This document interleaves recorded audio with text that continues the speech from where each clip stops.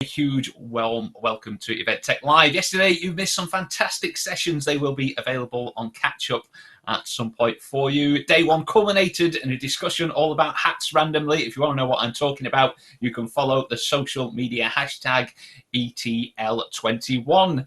I know a few people in the chat are ready and raring to go. I know Lee's been ready and raring to go since about 9 o'clock this morning, so we're going to get straight on with our first session today. Now, if you do have any questions for our presenter during this presentation, just pop them in the chat box at the side of the screen, and I will field your questions to our presenters at the end of each session.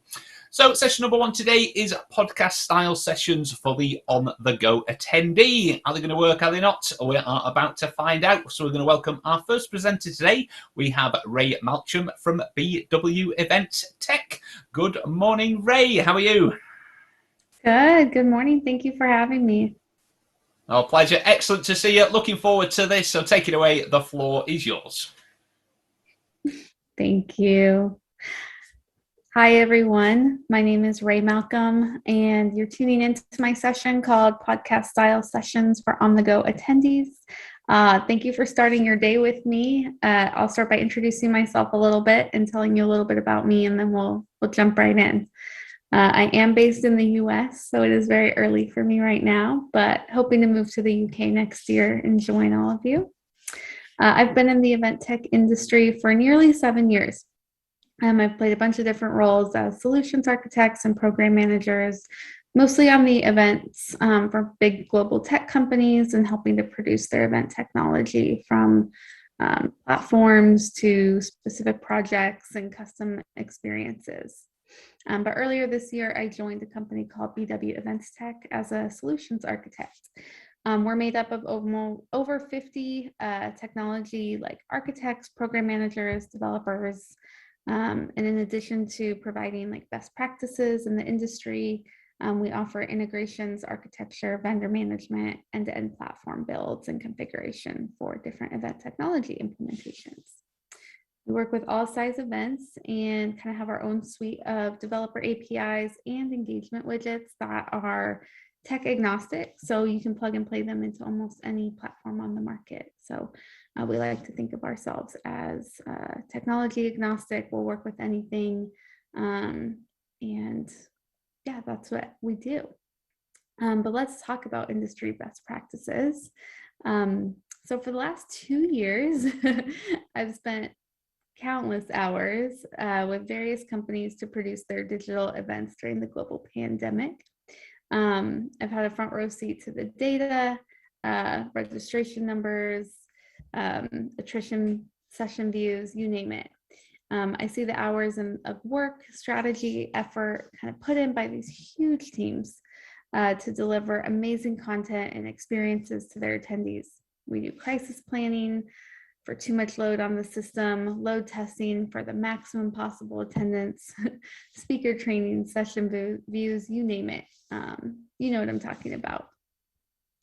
And then it's show day and the numbers start to roll in, and they're very rarely what we're all hoping for in the virtual event world. We've been seeing data like 10 to 20% of registrants log in and 25% of registrants viewing the keynote, or sessions dropping off after 5 minutes of watch time, 50 total views, 37 people watching the live session. And these are for big events, events with over 20,000 people. It's crazy. And so I really thought we're in a reality right now that we can have the most engaging content and user-friendly platform, but that doesn't change this fact. Our digital attendees are multitasking while they are at our events, and their attention is divided between their event, their work, whatever is going on at home or the office. They're fatigued. And when I post about this topic on LinkedIn the other day, actually, I had a colleague comment that they're so over being tethered to their computer. And in a recent global benchmark report published by AnyRoad, they called the state of virtual events in 2021, they created an entire section called Virtual Event Fatigue, describing that many organizers have detected virtual event fatigue among audiences as 2020 drew to a close. So that was almost a year ago. And they're fighting the tide of declining live attendance and engagement has become a more pressing concern. In some cases, virtual events are being asked to carry a heavy burden in terms of engagement with net new prospects and pipeline creation in order to compensate for the loss of in-person channels that brands have experienced. So we're up against a lot producing digital events. Every company is trying to figure out how to make their content more engaging, how to convince people to attend their events when the online experience market is extremely oversaturated. And for several months now, I have been kind of evaluating and wondering if we're missing something really crucial to spark engagement. And that's what I'm going to talk about today. So several months ago, while I was discussing strategies for actually event mobile apps, kind of how to make a comeback, and we were seeing the rise of Clubhouse and their audio-only strategy, I started wondering how apps could be used to deliver the content for the conference, how they could have found a place as a digital platform this entire pandemic if they were used to deliver sessions via audio to the attendees, where in the past it was mostly to deliver conference information and how to get around. And then I went down kind of like a rabbit hole with this idea, looking for who's already doing this in South by Southwest. Audio sessions are not new, but I really haven't seen this trend take hold across our industry. In the last 2 months, I've seen one client provide a specific podcast style session for an internal company meeting where they were told that attendees, if they wanted, could, join while going or sitting outside, kind of like listen where in a way that works for you. You don't need to sit at your computer to join this keynote. But I was pretty sure I was on something. I went to some data, especially around pod. And as we know, virtual event attendance is declining. We have the data now. We've had almost 2 years of virtual events to see this attendance number, and it is going down. Free events used to have a common 50% attrition rate. Well, we're seeing some of our clients have up to even 90 attrition rate. And these are big tech companies with a loyal customer base. It's just that people are registering, but they're busy. They're going and doing other things. And I'm not even talking about individual sessions yet. But podcast listening is going up. In 2021, the number of US podcast listeners will increase by 10% to 117 million people. And this year alone, 60% of US adults will listen to podcasts monthly. So this validates that we are accustomed to listening to learn without visuals. In fact, we enjoy it. The global podcasting market size was valued at almost 12 billion US dollars in 2020. And it's expected to expand at a compound annual growth rate another 30% from now until 2028. So let's pause, kind of see, what does this tell us? People are more willing to listen to content without visuals. They really don't need slides to enjoy them or learn. And if the same people listening to podcasts are being invited to your events, they will show up to learn what you know and not see your slides. And people are more likely to listen to a podcast than they are attend a virtual event. Now, I understand this is a large generalization, but one sec, trying to get my slides. We have to rethink the way we're delivering content to get the engagement we're all hoping for and expect it to produce. Even with the session I'm delivering right now, I'm intentionally not referring to my slides, and I'm convinced, and I'm not pointing out my slides. I know that some of you probably have this minimized, and I'm intending for this to be something that you can listen to, away from your computer or with your browser minimized. It's not required for you to be watching me. I'm convinced a large majority of your event attendees are not watching your sessions without feeling like they are missing anything crucial. So you may see more results that you're hoping for if you offer an audio version.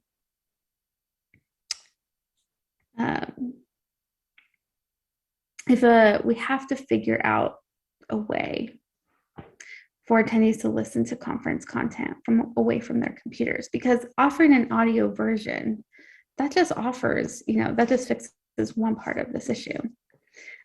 We have to figure out how to give them time away from their computer to listen. While people are at their computers, they're working, shopping, texting, looking at flights, replying to emails. We're competing with too many priorities. Pretty much anytime someone has to share their screen with me on a Zoom call, they have at least 20 tabs open. And I usually have 3 browsers with 20 tabs each. We're just doing so much.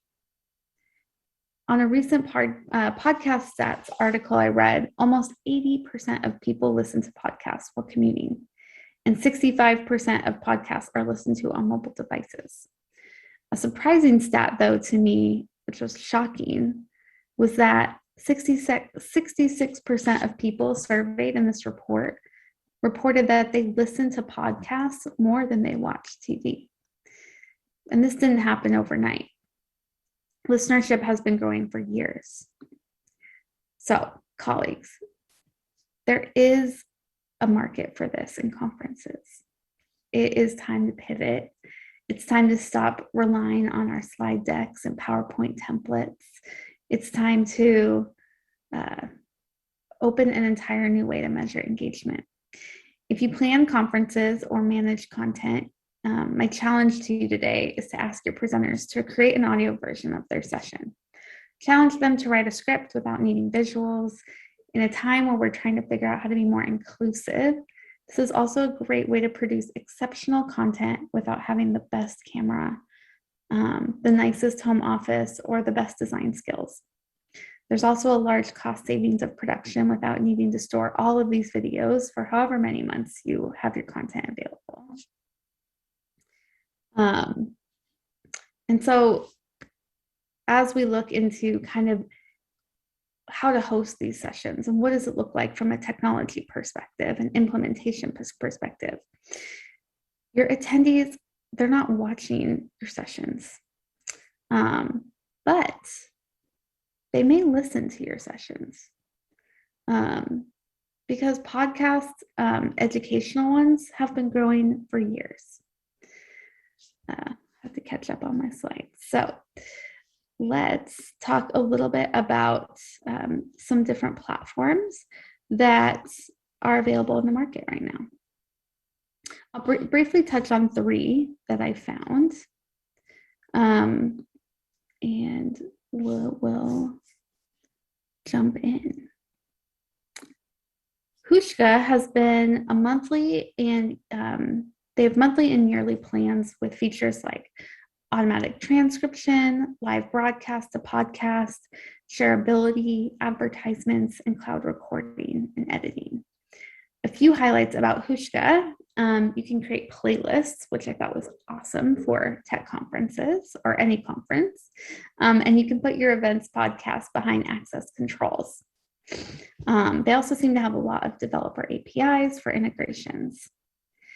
A company called Simplecast does not publish their prices, unfortunately, but like for their enterprise packages, but they do have private distribution, which is great for access control and who you want to have access to your podcasts. They have great data analytics, unlimited storage and uploads, and importantly, an embeddable video player or web audio player, not video, for easy distribution to your event tech platform. So any event page, you just place that embed code just like you would a video embed code, and that audio is right there. Buzzsprout has the same thing, so it's a cool feature where they also have something called magic mastering, which is what they compare to like an Instagram filter for your audio. So you can kind of record from home. Maybe you don't have the full setup for recording a session, and they can add some nice touch to the audio to make it sound more professional.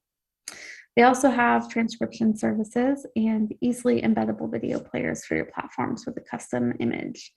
The player controls are even customizable to match your brand, and their pricing also seems the most simple and straightforward. But one thing I also loved about these platforms is how they all have a blog with great resources. A few that I found super helpful were how to write a podcast script by Buzzsprout, broadcast to podcast solutions on Hushka, and foolproof techniques for remote recording on Simplecast. Even if you don't offer audio sessions, these are great resources for your speakers. And there are obviously way more technologies out there, but these are the three I found that I think would work quite well with a conference setup. But one thing I have not talked about yet is engagement or sponsorship. Sponsorship has been a huge struggle with digital conferences. And let's be real, since we are all industry colleagues, I think we can all agree that virtual booths can only bring so much engagement to an event sponsor, no matter how enticing we make them look. Additionally, these virtual booths are often requiring someone to staff them and be available during difficult hours. If a US company is sponsoring this event and needs to staff a booth, they might need to have someone up at all hours of the night to be there. And maybe a few attendees come and interact. But when we think of audio sessions, there's a huge new opportunity for sponsorship. Digital ads are a common part of podcasts. They can easily be included in audio sessions, and this is a fantastic way to get sponsorship revenue and allow sponsors to have a strong presence without a lot of labor. So imagine giving your platinum sponsors 15 to 30 seconds of an audio advertisement at the beginning of your most popular sessions, or looking at the type of analytics that are provided by these podcast hosting platforms. There'll be a ton of valuable data to provide them. If your sessions are available indefinitely or long after your event, sponsored ads will have this ongoing presence and ongoing reach. Some other ways you can use ad space on podcast sessions are promoting the other sessions or creating gamification challenges. And there are many more reasons to try podcast style sessions. I've only touched on a few today that I think are especially important and transferable to what we're all dealing with, especially as you think of your unique events in your unique audience. So if you aren't ready to take this big step yet and have your speakers submit an audio version, a really great way to ease your way into podcast style sessions, kind of as a proof of concept, is something from South by Southwest. Each year they take their top sessions, so after their event, and then they convert them to audio versions to increase listenership, which I thought is really cool. So rather than offering it up front, it's more of this ongoing reach strategy that they have. For their in-person events, they also have a podcast stage where podcasters can come and record their podcast in front of a live audience. Our industry changes so fast, though, and who knows what will be popular in 5 years. I mean, none of us saw this coming 2 years ago. But as of now, from an engagement perspective, a user is more likely to listen to your session than they are to sit and watch it at their computers. Sessions are much easier to start and stop, to pick up where you left off, and easier to share with colleagues. Sometimes it takes a few days for me to get through a podcast because I turn it on in the car for 20 minutes at a time. This is also a great use case to bring back event apps, which hit a halting stop during the pandemic. If you offer an event app with these sessions available to listen to, you may see your biggest increase in engagement of your digital events. As I mentioned before, some of these platforms offer live broadcasting as well, which can be used for panel discussions with a much simpler implementation. You can use them for interviews or live Q&As done via broadcast, and then instantly make them available for a podcast. I touched on this briefly too, but offering audio sessions can be more inclusive and accessible. For speakers, this creates an equality for those who don't have a good area to record a session or skills to make compelling presentations. And for consumers, this eliminates any issue for someone who's seeing impaired. And several podcast platforms, the ones I mentioned, offer affordable transcription services for those who are hearing impaired, which can be provided as a download with the session. You can also have the entire transcript translated to several languages as well. Live captioning and translations are very expensive for events, and this bridges that gap between cost and lack of inclusivity. Now, I'm not trying to convince anyone here to just stop doing video sessions. This is mostly a theory because I haven't seen it actually take hold. But I hope if you take away anything from what I've shared today, you feel convinced that if conferences could see even a fraction of the listening numbers that podcasts are seeing, the engagement would skyrocket. I mean, remember what I said earlier, 80% of podcast listeners are consuming while they are commuting. So if your attendees could listen to your sessions while they're in the car or on an airplane or on a commuter transportation, I really believe the data would speak for itself. I am testing this theory with my own session. So after all, I need to back up what I'm selling. After the session, my recording will be available as a podcast on my LinkedIn and website, along with the transcript to download if you're interested. If you enjoyed the session, I would really appreciate you sharing it with your network and sharing it where you listen from, if you did happen to just minimize it and listen to it as a podcast. And I would love to know if you decide to record a session in the future as a podcast or try offering this for your upcoming events. Thank you so much for your time today, for listening to me, for giving me any of your day. I know you have a million things competing for your attention, and I really appreciate it. If you'd like to discuss the topic more, or would like help implementing a podcast for your conference or event, do not hesitate to reach out to me. I'm reachable at ray@bweventstech.com. You can easily search me on LinkedIn by looking up Ray Malcolm or visiting BW Events Tech website. At BW Events Tech, we can help implement this for you if you're interested.